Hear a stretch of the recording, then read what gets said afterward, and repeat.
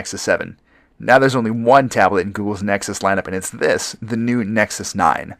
The Nexus 9 really isn't that much to look at. It's basically just a gigantic Nexus 5, but that's fine. The hardware was meant to fade into the background and let the software be the star of the show.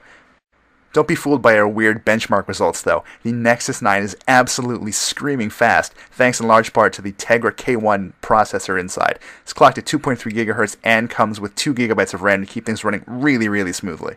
The combination metal and plastic body make it feel sturdy, but also just a bit weighty in your hands after long periods of time. Thankfully, it's only as thick as a Retina iPad mini, though the angled edges of the device do sort of make it feel bigger than it actually is sometimes. Here's the 9-inch screen in a nutshell. It's good, just not great. Colors are vibrant, and we never had trouble picking out individual pixels, but I kind of wish Google had pushed the pixel density issue just a little bit more. Thankfully, it's at least very readable outside, and you can finally double tap it to wake, which is a very welcome addition to the mix. Here's what you've got to remember about the Nexus 9. The hardware is only there to make sure Android 5.0 Lollipop shines, and it is with great pleasure that I report it definitely does. Swiping between menus and through open applications and firing up apps and closing them and scrolling through long web pages is absolutely buttery smooth. It's a sight to behold.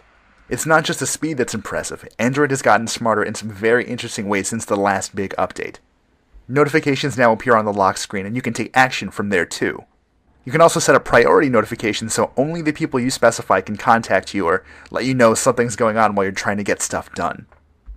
You can set up multiple user profiles, in this case up to 8, to make sure that people around you are only getting access to what you want them to have access to.